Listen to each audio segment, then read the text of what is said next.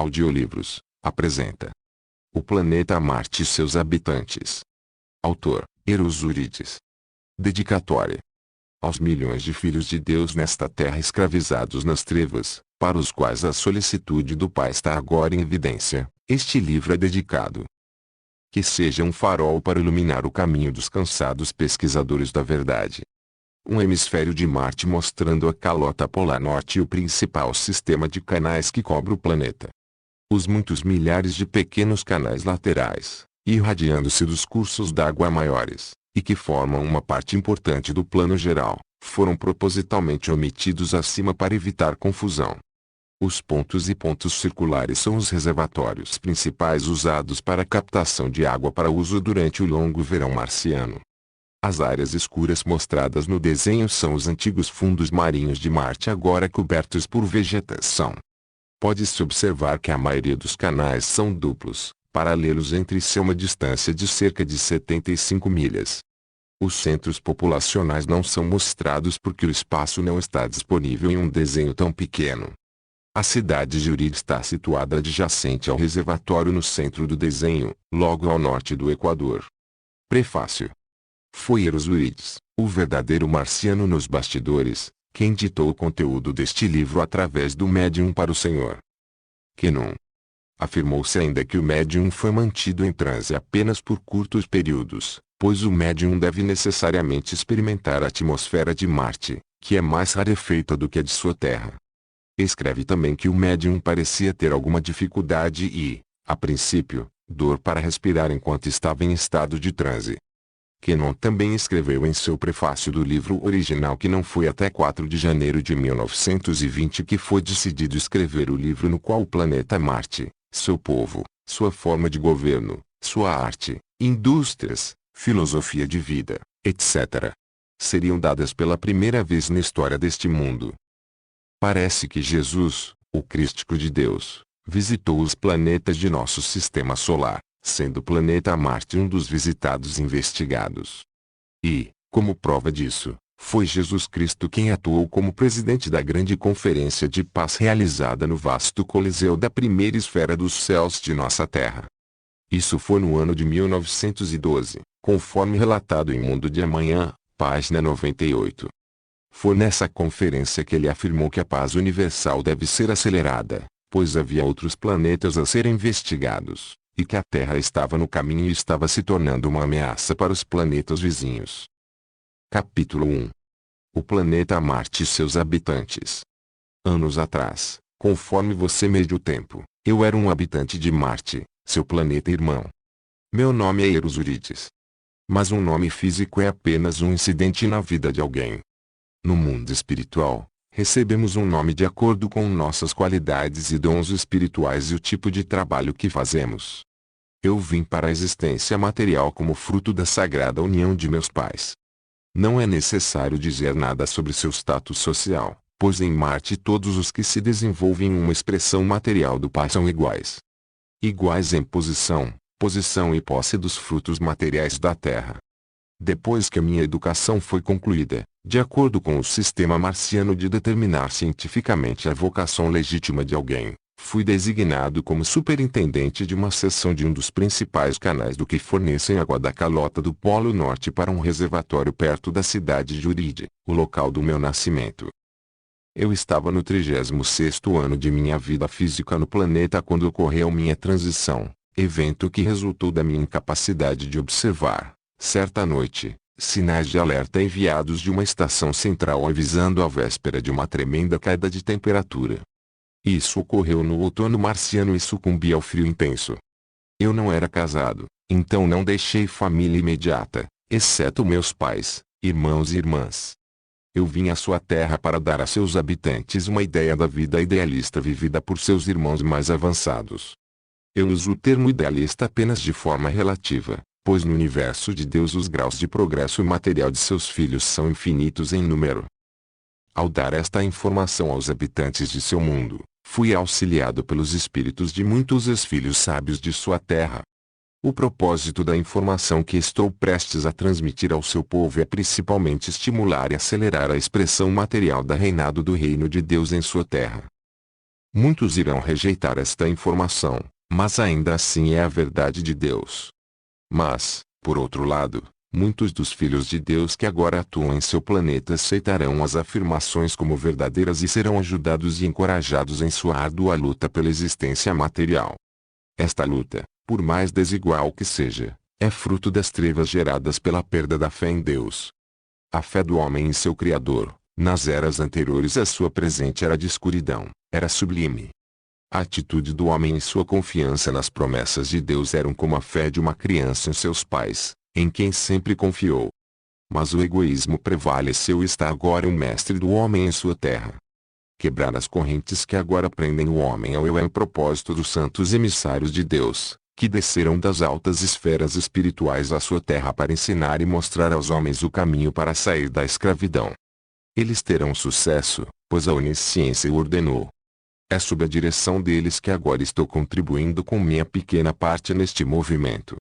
Estou muito feliz por poder fornecer as informações contidas neste livro e também agradeço a ajuda de todos aqueles em seu plano terrestre que ajudaram de bom grado, mas é claro que todos nós estamos obedecendo ao mandamento do Pai. Como a vida é um atributo de todo o universo, o aspecto material de todas as criações de Deus são iguais. Isto é, a vida em outro planeta deve ser pensada como não sendo diferente do que a experiência nos ensina.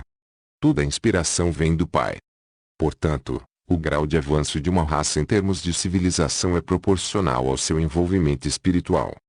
Portanto, o aspecto material da vida, que inclui as criaturas evolutivas e não evolutivas de Deus, é o mesmo em todo o globo habitável no espaço ilimitado. Ao contar a história de Marte, você deve estar preparado para acreditar que, do ponto de vista físico, os marcianos são apenas seres humanos, diferindo pouco das pessoas de sua Terra. O mesmo pode ser dito sobre as atividades da vida desfrutadas por todas das criaturas de Deus. Os marcianos trabalham e se divertem. Eles desfrutam dos frutos de sua terra assim como você faz dos seus. Eles inventaram máquinas que economizam mão de obra e se entregam a uma infinidade de atividades industriais, mas com esta diferença, seu sistema econômico é tal que a vida do marciano não é a luta pela existência que você criou em sua terra. Pelo contrário, é uma vida prazerosa na qual o trabalho é tão apreciado quanto a recreação. Esta condição é devido a duas causas. Primeiro, Marte está muito mais avançado como mundo em sua carreira evolutiva. Em segundo lugar, o envolvimento espiritual de seus habitantes é proporcionalmente avançado. Como o plano divino é universal em sua abrangência, as características físicas de Marte, comparadas com a sua Terra, são, de um modo geral, as mesmas, com as exceções mostradas mais adiante neste livro. Os habitantes de Marte desfrutam de um céu azul, montanhas, colinas, rochas e vales, nuvens, belos pôres do sol e, de fato, a maioria dos fenômenos físicos testemunhados pelos habitantes de sua Terra. Os marcianos vivem exatamente como seu povo, mas estão cercados por um ambiente espiritual diferente e um ambiente físico modificado. Eles têm prazer na música, na arte e no estudo da ciência física, mas com esta diferença, o crescimento espiritual e o envolvimento do indivíduo são considerados como os mais importantes, e todos avançam o material apenas como uma ajuda para os fins últimos.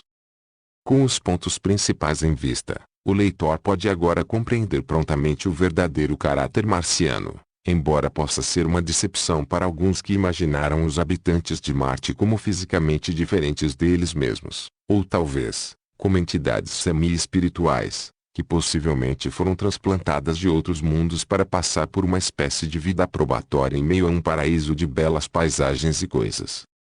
Capítulo 2. Centros de população, temperatura, clima.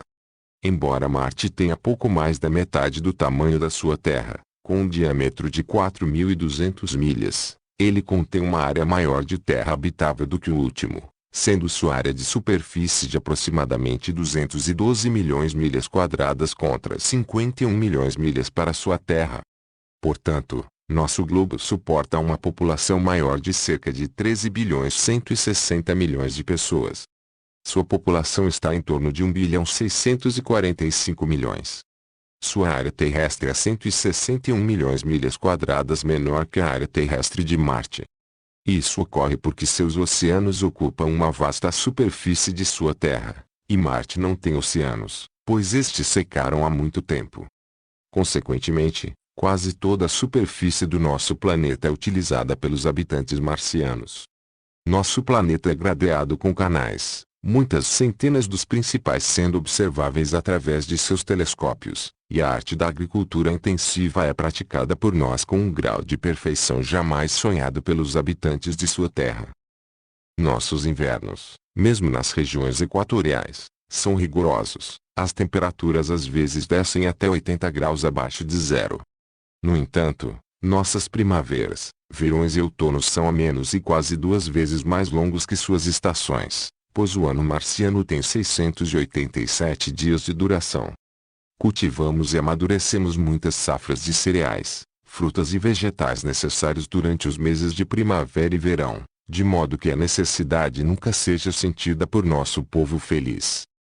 Nosso método de irrigação é um pouco diferente daquele praticado nas porções áridas de sua terra. Nós não, exceto em alguns casos, inundamos nossas terras como vocês fazem.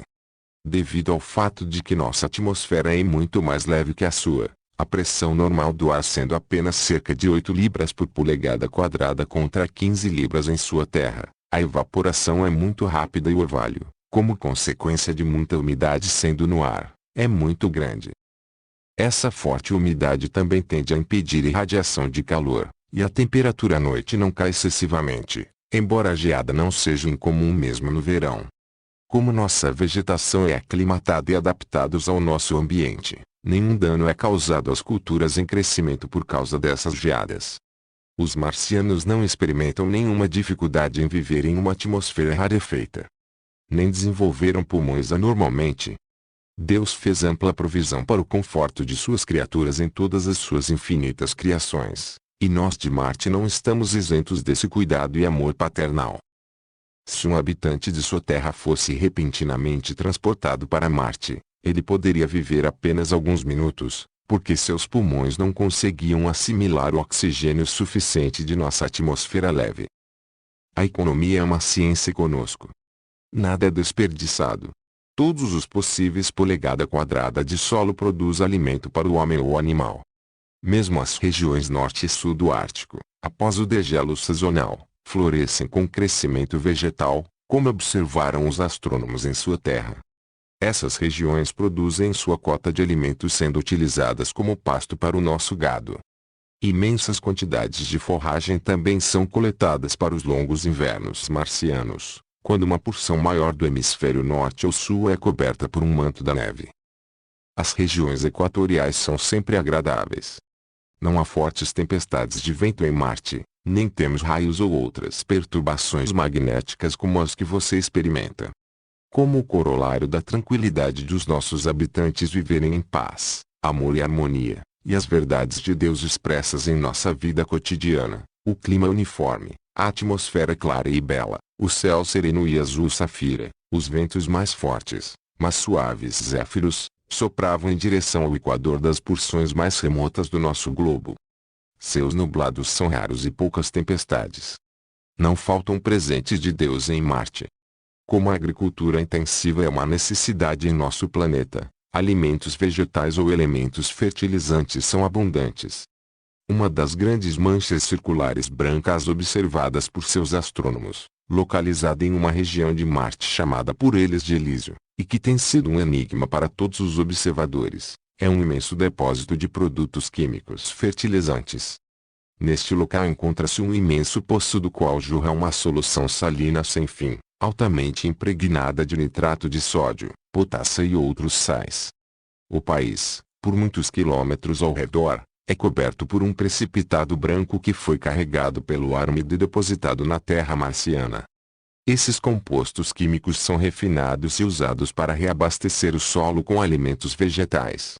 Existem 153 mil centros populacionais em Marte, mas esses centros não são cidades congestionadas semelhantes às de sua Terra.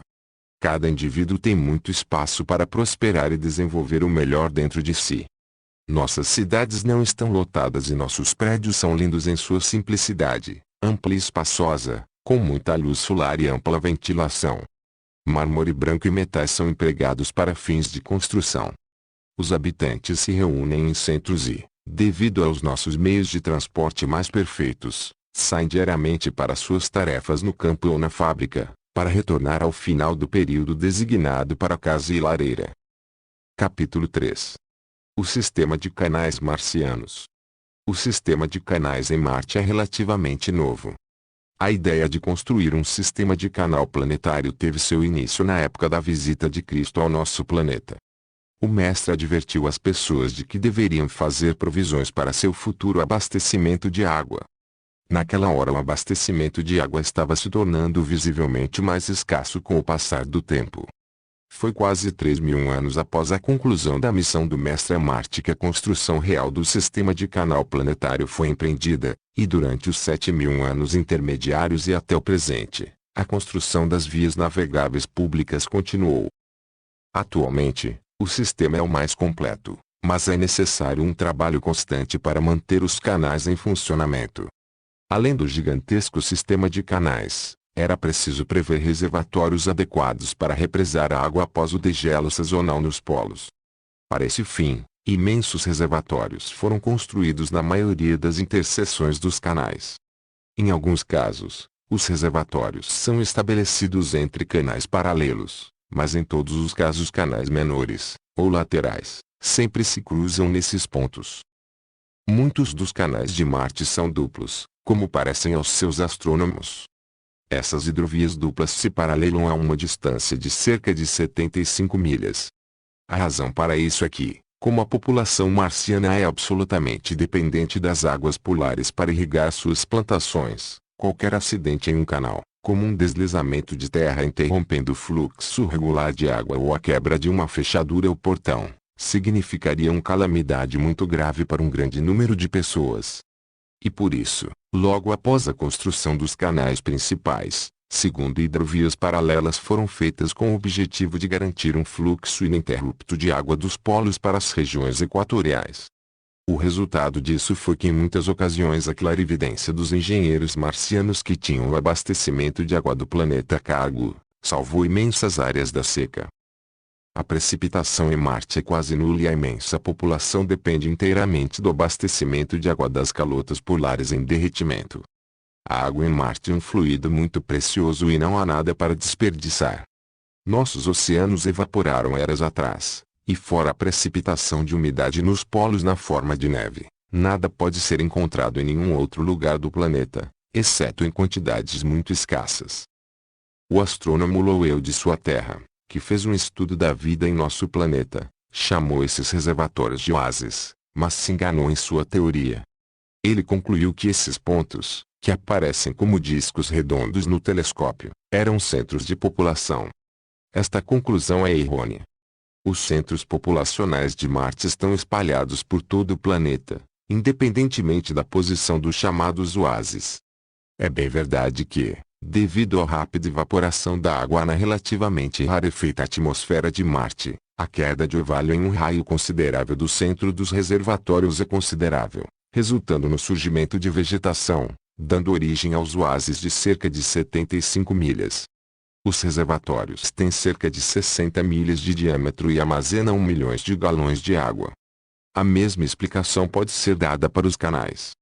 A queda de orvalho de cada lado é extensa, e o crescimento vegetal que se estende por toda a extensão dos cursos de água e por milhares de quilômetros em alguns casos, é o mais prolífico.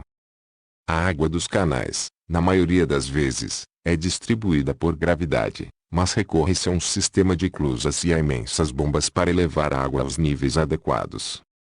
As comportas do sistema de clusas e as bombas são acionadas por eletricidade, cujo controle de energia é bem conhecido por nós. Na verdade, estamos séculos à frente de seu povo da Terra no conhecimento do uso de energia eletromagnética. Outra fonte de mistério para seus astrônomos tem sido o aparecimento de manchas escuras triangulares na origem de alguns dos canais marcianos. Estes foram referidos por seu astrônomo Lowell como caretes, assim chamados por causa de sua forma peculiar. Esses chamados caretes são a provisão cuidadosa para o represamento do suprimento de água de uma estação. Em outras palavras, Eles são em parte um sistema de esclusas para elevar a água até o nível de alguns dos canais principais e também abrangem um prodigioso sistema de bombeamento. Esses chamados caretes, como o telescópio mostrará, estão localizados em a borda de algumas áreas que parecem muito escuras em nosso planeta. Essas áreas escuras são os antigos fundos marinhos de Marte e, em muitos casos, foram utilizados por nossos engenheiros como reservatórios naturais de água. Sua localização conveniente perto dos polos forneceu instalações ideais para a preservação de um suprimento adequado de água. A construção do gigantesco sistema de canais de Marte, planetário em sua extensão, pode parecer uma tarefa impossível para o seu povo da Terra. E pode ser assim para os seus habitantes da Terra se você empreender um projeto semelhante nas eras futuras, quando seus mares secarem, embora deva ser lembrado que a gravidade em Marte, comparada com a sua Terra, é de 38 para 100. As escavações de grandes vias navegáveis tornam-se então uma tarefa comparativamente fácil. Não temos montanhas altas em Marte, na verdade, nenhum excedendo 3.000 pés de altitude. Devido à diferença de gravidade, o ângulo de repouso em Marte é quase agudo contra 45 graus na Terra, o que permite paredes quase perpendiculares aos canais e diminui o perigo de deslizamentos de terra e desmoronamentos.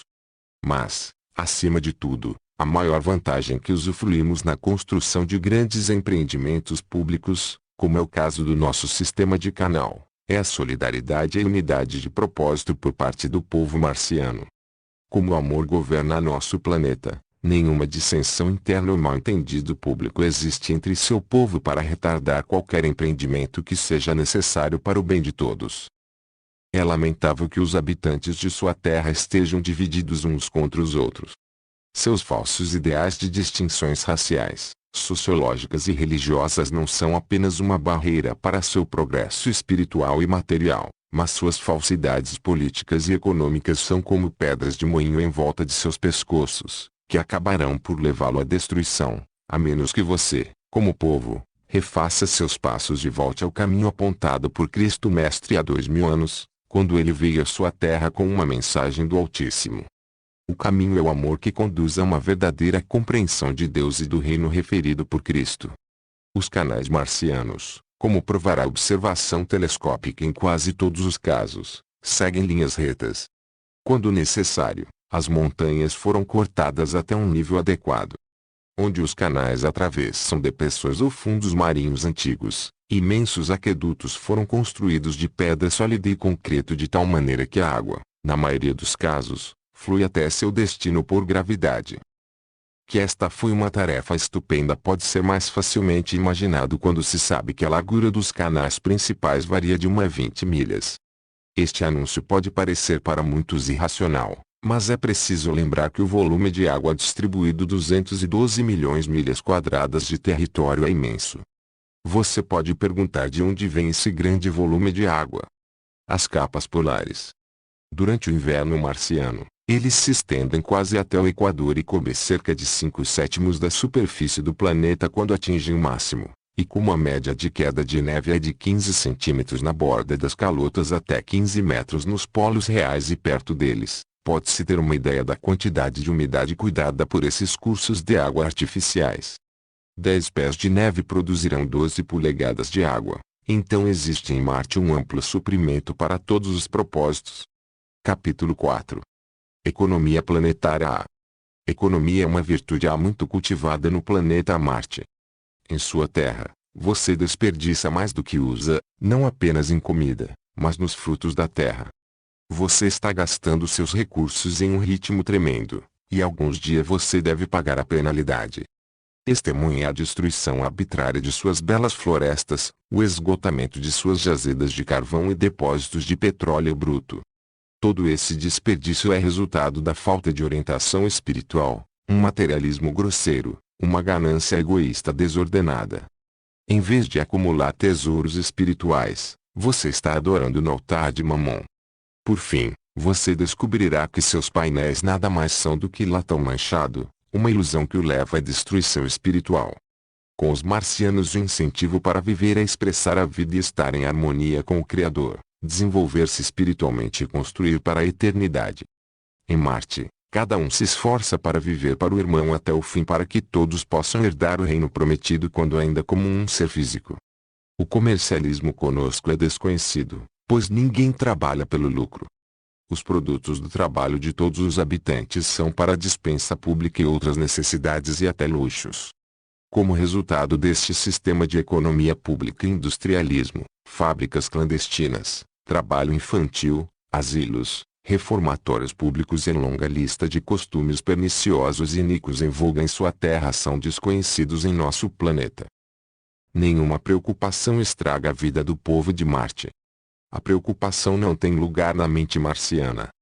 As necessidades de todos são supridas pela comunidade, e cada um contribui com seus melhores esforços para o bem comum, e em troca, cada indivíduo recebe todos os seus desejos. Isso está de acordo com a mensagem de Cristo: buscai primeiro o reino de Deus e a sua justiça, e todas estas coisas vos serão acrescentadas. Capítulo 5. Propriedade e direitos de propriedade. Em Marte, toda a propriedade é considerada como pertencente a Deus, seu Criador, que a forneceu para o envolvimento e conforto de suas criaturas. Nenhum indivíduo reivindica propriedade no sentido que vocês, habitantes da Terra, fazem. Através do amor de Deus o homem habita uma porção do universo material, mas apenas por uma temporada. O homem vem ao ser material para expressar a vida e adquirir uma individualidade, após o que ele deixa de ser material escravidão, quando seu lugar é ocupado por outro. Na transição do homem, ele leva consigo apenas o caráter, nada mais. Se as coisas pelas quais ele lutou durante sua vida material foram apenas quimeras, as coisas materiais da vida, os frutos da terra, então, nesse caso, ele se sentirá realmente pobre. A única riqueza real, a única coisa pela qual vale a pena lutar, é o conhecimento de Deus e de seu reino. E para nós, marcianos, o conhecimento de Deus é o objetivo final a ser buscado. Portanto, todas as coisas materiais para o marciano são apenas expedientes, que logo serão esquecidos. A riqueza material é uma abstração. Sua prova usual é a posse de bens, que podem ser dinheiro, terras, bens ou bens móveis, conforme pode ser o caso. Em última análise, essa evidência concreta de riqueza não é real. O dinheiro nada mais é do que um símbolo carimbado que autoriza o possuidor a tanto esforço humano, pois o valor real por trás do dinheiro, afinal, é apenas uma quantidade de energia ou força humana, variando de acordo com a sua qualidade e seu valor. Outras formas de propriedade, como bens e bens móveis, são resultado do esforço humano e podem ser garantidas pela troca de dinheiro ou podem ser produzidas pelo proprietário. Riqueza é representada por terras, que foram criadas por Deus para o benefício de toda a humanidade, e não para o indivíduo. É o chamado direito garantido por escambo, troca ou herança, para usar ou reter do uso, ao capricho do proprietário, de uma certa parte ou porção do planeta. Sob uma ficção legal, o título de propriedade da Terra se estende até o centro da Terra e até o infinito em sentido contrário. O texto, com o suor do teu rosto ganharás o teu pão, tem um profundo significado para aquele que chegou ao conhecimento da verdade. Drones não têm lugar no plano divino. É não só essencial como obrigatório, que cada um faça a sua parte para o bem comum. O homem rico que não produz é tão vagabundo quanto o vagabundo que não trabalha nem fia. O teste bíblico sobre a dificuldade do rico entrar no céu significa que é impossível para um drone ou parasita para entrar em harmonia com Deus. A posse de riqueza não é em si pecaminosa, mas a posse de riqueza é um corolário do egoísmo. Aquele que é altruísta desprezará a riqueza. O indivíduo que acumula além de suas necessidades peca contra o céu ao trancar seus bens em cofres. O ato de acumular priva alguma criatura de sua justa porção, pois Deus planejou que deveria haver o suficiente para todos os que se esforçam, e um sistema que permite uma distribuição desigual dos dons de Deus está em oposição ao plano divino, e duplamente pernicioso é uma organização da Igreja que o permite.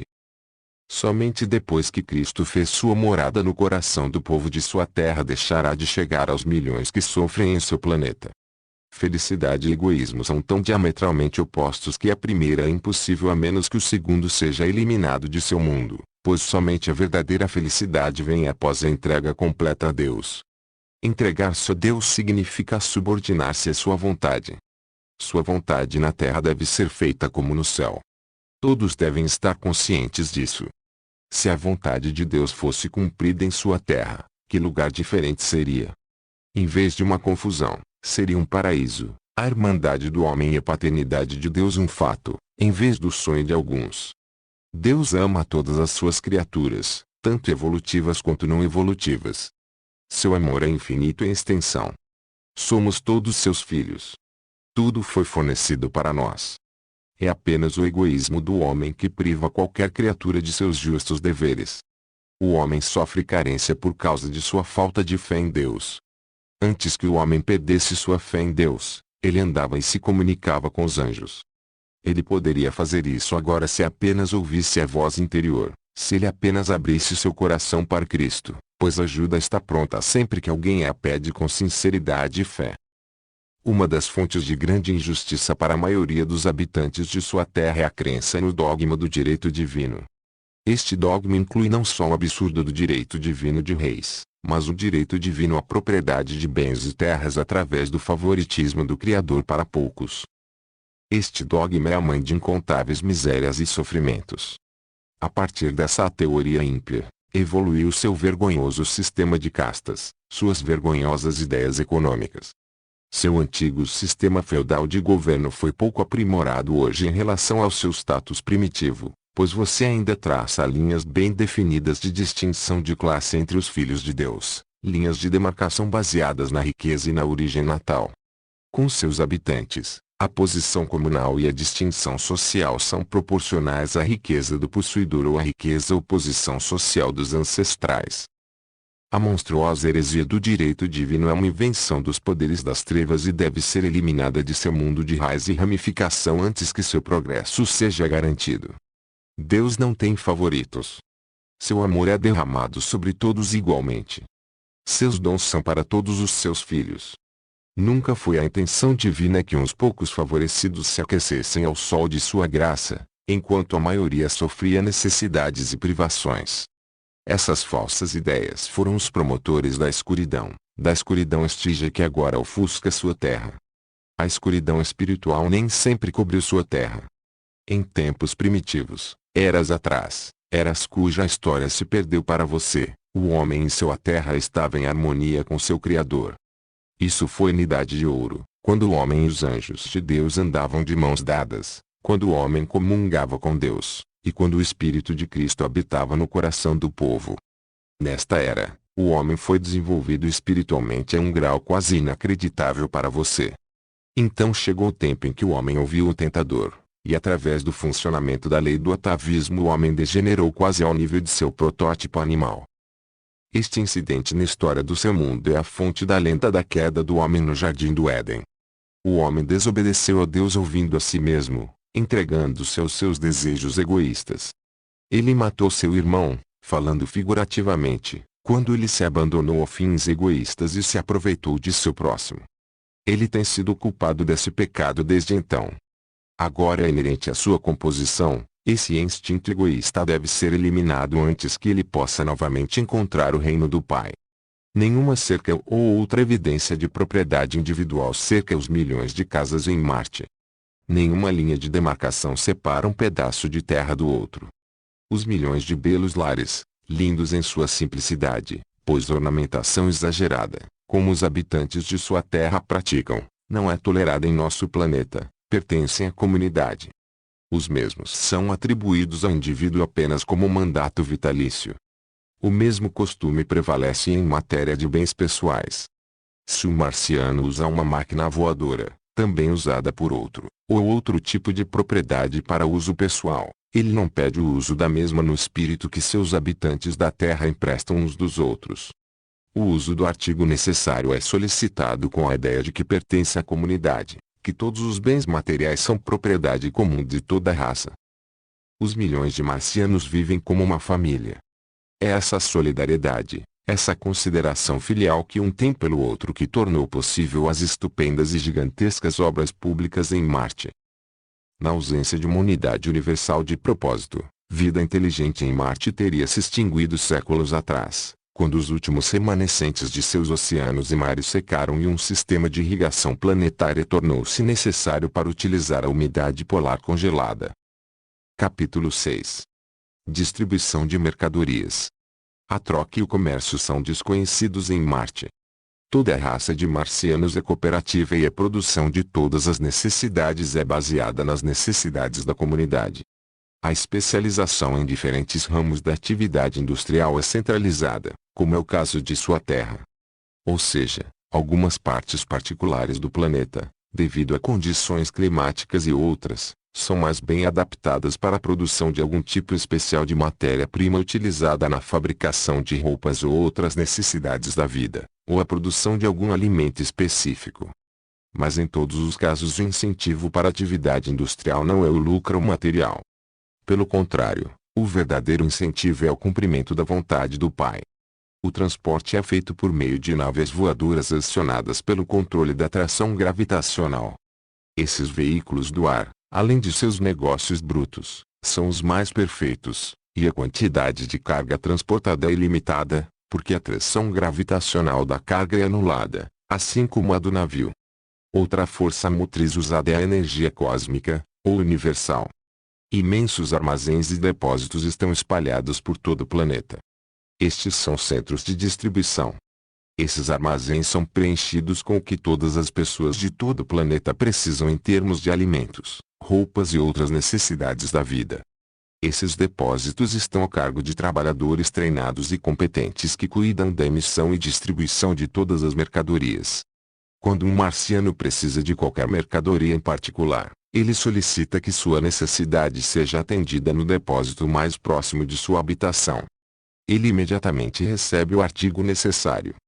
Se a quantidade e a natureza de sua requisição é muito grande para ele levar pessoalmente, a mesma é entregue em seu domicílio pelo Departamento de Transportes da Commonwealth. Capítulo 7. Visões clairvoyantes de Marte.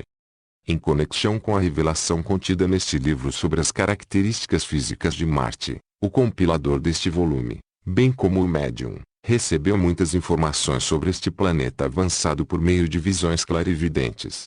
Essas fotos foram dadas ao escritor em momentos diferentes, começando no início de 1920 e continuando até que o livro fosse concluído. Como foi explicado pelos controles que foram instrumentais em fornecer informações sobre Marte, o propósito dessas imagens clarividentes era dar ao compilador deste livro evidência visual real da vida em Marte, e, em particular, fotos reais mostrando sua topografia, que não poderiam ser elucidadas de outra maneira. Descrições escritas de cenários e atividades humanas necessariamente ficam aquém da realidade, especialmente quando se tenta registrar uma série de eventos a um ponto de vista fora do domínio de nossa experiência. A primeira imagem realizada pelo escritor, e aliás a mais importante, foi a visão que lhe foi dada de Uride, o Belo, um dos mais importantes centros de população do planeta Marte.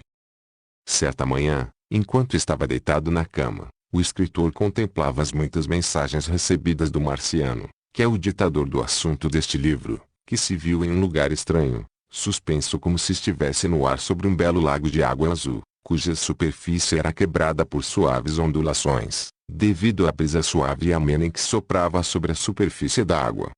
O escritor estava voltado para o que parecia ser a direção oeste, e a uma distância de cerca de 5 milhas surgiu uma série de pequenas montanhas com cerca de 2.500 pés de altitude. Essas montanhas contornavam as margens do lago. O céu era de um lindo azul, mais azul do que os céus tingidos de safira de nossas próprias terras desérticas. As montanhas eram tingidas de vermelho da base ao topo, exceto onde a umidade perto das margens do lago havia estimulado um crescimento vegetal, cujo verde contrastava harmoniosamente com o vermelho do solo. Duas nuvens brancas flutuavam majestosamente perto dos picos das montanhas mais altas. A atmosfera era impressionantemente clara e todos os objetos pareciam se destacar em definição nítida, uma condição raramente vista pelos habitantes de nossa Terra, exceto em regiões extremamente secas e áridas. No topo de um pequeno planalto, formando a coroa de uma colina baixa na base de uma das montanhas mais altas, e cerca de 1.500 pés do linha costeira, fiquei surpreso ao ver uma grande cidade. Os milhares de edifícios próximos pareciam ser construídos de pedra branca. O escritor estava perdido em admiração, pois ali à sua frente o branco puro da cidade, contrastando tão vividamente com o solo vermelho deste planeta distante, erguiam-se as habitações de uma raça avançada, muitos milhões de milhas distante de meu próprio mundo. O escritor ficou impressionado com o fato de que, com poucas exceções, os edifícios de um branco brilhante tinham todos um andar de altura, e tornou-se instantaneamente evidente que aglomerações não são toleradas pelos habitantes deste planeta progressista. Algumas estruturas se elevavam acima do resto. Estes, como o escritor foi informado mais tarde, eram o público edifícios dedicados ao uso do povo como salas de aula, centros de música e arte, etc. Em uma ocasião subsequente, o escritor viu um close-up de Uride. Flores, grama e folhagem verde abundavam por toda parte. As longas ruas eram largas e bem pavimentadas, flanqueadas em dois lados por longas fileiras de prédios de um andar de pedra branca, belos em sua simplicidade. Nenhuma ornamentação extrema é realizada na construção de edifícios em Marte. Pelo contrário, os contornos quadrados simples característicos de nossa própria arquitetura da velha missão parecem prevalecer no planeta Marte. O mesmo estilo simples prevalece com os edifícios públicos, exceto que maciças colunas de pedra marcavam os portais do mesmo, lembrando uma de nossa própria arquitetura grega antiga. Muitas palmeiras cresciam por toda a cidade, principalmente nas proximidades dos prédios públicos. Uma semana após a ocorrência do incidente acima, foi mostrado ao escritor, da mesma maneira que antes, um dos muitos canais que circundam o globo marciano. Este canal em particular é uma das principais vias navegáveis em Marte e parecia ter cerca de 1,5 km de largura no ponto de observação. A água era de um azul profundo, denotando grande profundidade. Ao longo das margens deste curso de água avistavam-se muitas casas flutuantes ou habitações flutuantes. Algumas dessas casas flutuantes eram muito grandes e evidentemente abrigavam grandes famílias. O escritor foi informado de que muitos marcianos encarregados das vias navegáveis moram nessas habitações. As margens acima do canal estavam cobertas de grama verde e muitas flores. Em ocasiões subsequentes, mostraram-me outros canais e reservatórios, e a maneira como alguns dos canais foram cortados nas montanhas. Em alguns casos, as paredes dos canais eram quase perpendiculares. Cortes acentuados, mesmo em solo mole, pareciam ser característicos de todos os cursos de água observados pelo escritor. Em outra ocasião, o escritor teve uma visão das regiões do Polo Norte. Naquela época, as neves profundas que cobriam o chão em todos os lugares estavam derretendo. O país parecia ser muito montanhoso. Até onde a vista alcançava, observei colinas baixas cobertas por um manto branco de neve. Manchas de terra avermelhada aqui e ali indicavam que o degelo era geral e que a neve havia diminuído em alguns pontos. Entre as colinas, observei um grande corpo de água e fui informado de que se tratava de um reservatório artificial criado pelo represamento de um grande vale. O céu nesta ocasião estava encoberto por uma névoa, um fenômeno muito natural em vista do fato de que muitos milhares de quilômetros quadrados do país, cobertos de neve nesta parte de Marte, estavam passando por um rápido degelo. Que as grandes áreas de cor escura em Marte, consideradas pelos primeiros observadores como mares, são nada mais nada menos que terras baixas e pantanosas cobertas por vegetação rasteira, foi-me evidenciado em uma ocasião em que me foi permitido ver o verdadeiro caráter de essas porções do planeta. A vegetação rasteira tinha cerca de 1 metro de altura e era de uma cor vermelha esverdeada. Espalhados por toda a massa de plantas de folhas grossas, havia caules altos e secos, remanescentes de uma cultura anterior da flora marciana. A estação parecia avançada e toda a vida vegetal assumia matizes outonais. Foi em dezembro de 1919 que vi a primeira foto em close de um marciano, uma mulher. Sua cabeça estava coberta com um véu fino que vinha até sua boca bem formada. Ela parecia ser uma mulher muito bonita e com os olhos mais expressivos. Seu cabelo era preto. Sua pele era extraordinariamente branca, que contrastava com os cabelos escuros. Ela não usava joias ou outros ornamentos que eu pudesse ver. Em uma ocasião subsequente, tive permissão para ver um macho marciano. Ele tocava um instrumento parecido com uma flauta e, como estava bem perto de mim, pude observar a textura de cera de sua pele. Essa semi-transparência da pele é característica dos marcianos e evidencia uma vida livre das muitas doenças corporais que afligem a humanidade em nossa Terra. O marciano estava vestido com roupas graciosas, mas largas de cor castanho avermelhada. Seus olhos eram de um azul profundo e seus lábios pareciam extraordinariamente vermelhos.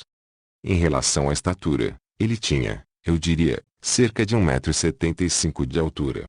De fato, em ocasiões subsequentes, observei multidões de marcianos reunidos e eles não pareciam diferentes dos habitantes de nosso próprio mundo, exceto quanto às roupas, que são muito mais simples, mas mais graciosas do que nossos estilos. Fui informado pelo controle espiritual que a fauna de Marte é variada, mas que toda a vida animal é domesticada, não havendo agora nenhum animal selvagem no planeta. Foi pouco depois de eu ter visto os marcianos, descritos no parágrafo anterior, que me mostraram dois animais parecidos com gatos, que no tempo da minha visão estavam brincando sobre os pés de um marciano. Eles não se pareciam exatamente com gatos, mas eram mais felinos do que caninos. Eles eram do tamanho de um airedale grande e de uma cor marrom avermelhada escura com listras pretas profundas, semelhantes às marcas de nossos tigres. Eles eram muito brincalhões e brincavam, assim como nossos próprios cães e gatos fazem quando tentam atrair a atenção de seus donos. Na manhã de 20 de janeiro de 1920, foi-me mostrado outro canal marciano. Nesta ocasião observei um grande edifício nas margens do curso de água perto do meu ponto de visão. Este edifício era mais uma arquibancada com telhado do que qualquer outra coisa com a qual eu possa compará-lo. Isto consistia em uma grande estrutura pintada de branco e era tão alta quanto nossas estruturas de 2 andares. Uma multidão de pessoas estava dentro do prédio, algumas sentadas, outras em pé. Todos pareciam estar olhando atentamente na direção norte, rio acima. Muita folhagem verde e flores de cores variadas ladeavam as margens do canal, principalmente nas proximidades do prédio. Todas as pessoas pareciam estar vestidas com trajes festivos, e era evidente para mim que uma celebração estava acontecendo. Mais tarde, fui informado de que o que testemunhei foi uma celebração anual observada pelo povo de Marte por ocasião da chegada da primeira água do Polo Norte após o início da primavera marciana. Parece que esta ocasião é um evento muito importante para os marcianos, pois a chegada da umidade vital das regiões ártica e antártica do planeta garante uma temporada de fartura para os habitantes. A água chega às regiões equatoriais em pouco menos de um mês marciano após o início dos degelos polares e após um período de ação de graças ao Pai ter sido celebrado por todos em agradecimento por suas generosas dádivas. Os líderes espirituais das diferentes comunidades presidem a esses encontros. O que precede está em notável concordância com uma declaração na página 375 do livro do falecido professor Lowell intitulado Mars, como segue. A aceleração do canal em Marte ocupou 52 dias, como evidenciado pelos sucessivos escurecimentos vegetais que descem da latitude 72 graus norte e latitude 0, uma jornada de 2.650 milhas. Próximo do polo ao Equador é indicador suficiente de ajuda extrínseca, e a uniformidade da ação aumenta sua importância. Na manhã de 21 de janeiro, testemunhei outra cena marciana interessante, quase idêntica à visão anterior das regiões árticas deste planeta, exceto que a estação quente estava mais avançada e me foi permitido ver o país de outro ângulo. Eu estava voltado para o leste. A maior parte da neve polar havia desaparecido e as colinas baixas estavam agora cobertas por uma vegetação verde escura, exceto em alguns pontos isolados que mostravam pequenos trechos de neve. O céu estava menos enevoado do que na ocasião anterior. Na noite de 21 de janeiro, mostraram-me um rebanho de ovelhas marcianas. O rebanho era pequeno e observei 5 dos animais de perto. Eu os chamo de ovelhas porque os animais se assemelham às nossas ovelhas em todos os detalhes. A lã era muito longa e de cor marrom avermelhada escura, exceto por baixo de suas barrigas que eram amareladas. Na noite de 29 de janeiro, tive a visão de uma linda mulher com criança ajoelhada a seus pés.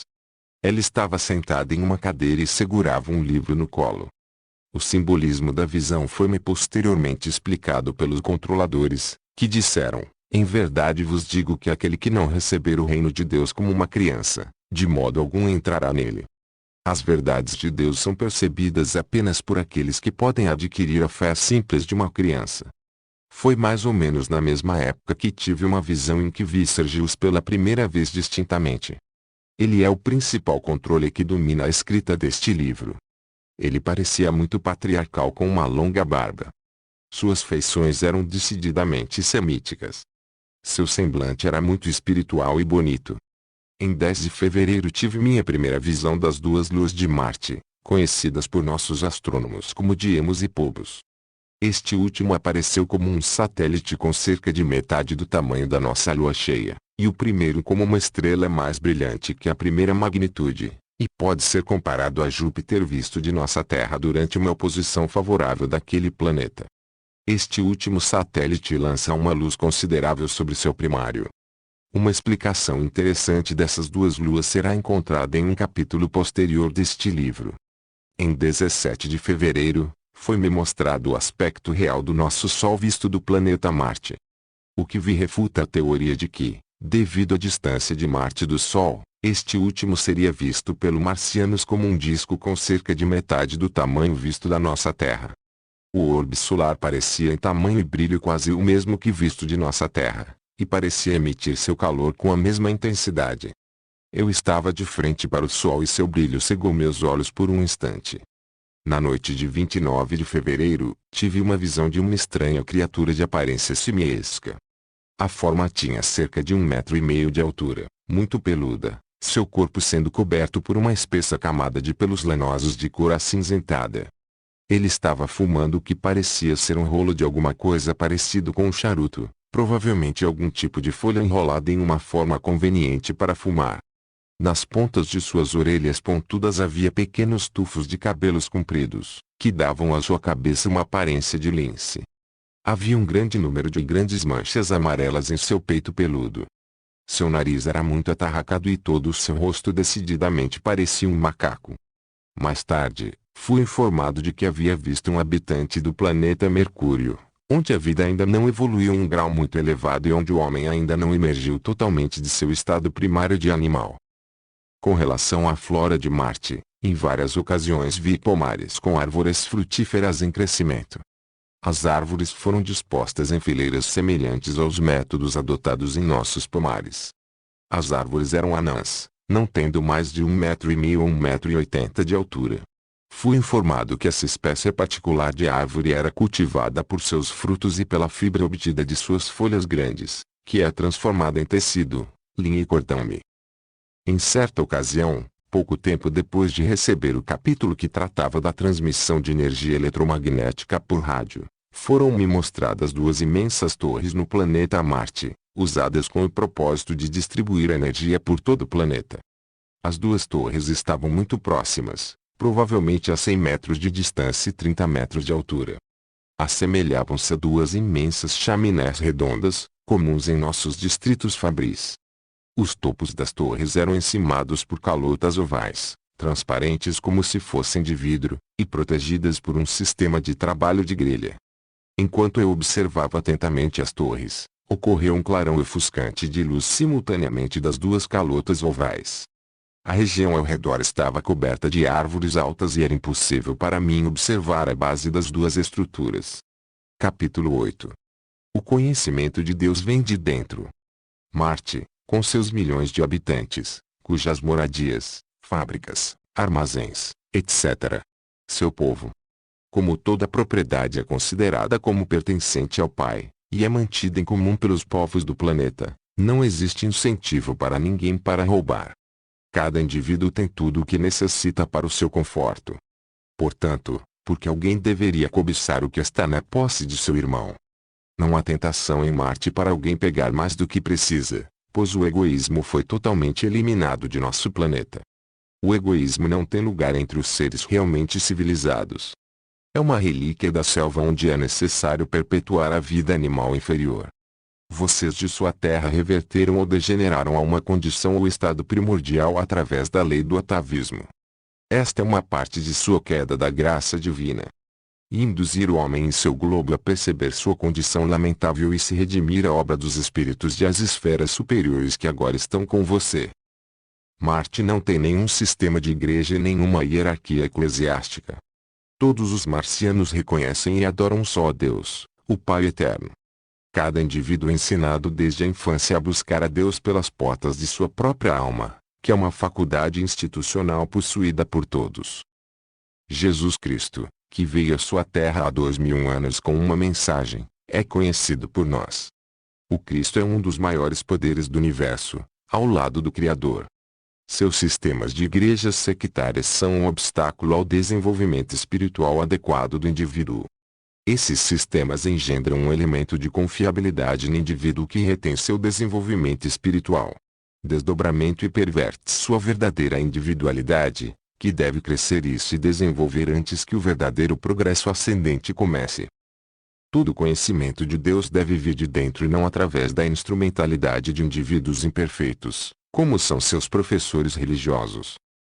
A atual falta de interesse em assuntos sectários por parte dos habitantes de sua terra é evidência de uma desintegração lenta, mas segura de um sistema que manteve seu povo em cativeiro mental e espiritual por séculos, e pressagia o alvorecer de um dia melhor para a humanidade em sua terra. Capítulo 9. Marte não tem sistema político. Quando o amor governa uma comunidade de pessoas, não há necessidade de repartições administrativas para a regulação da vida dos habitantes que compõem a população de um planeta. Pela mesma razão, Marte não tem centro administrativo governamental ou político.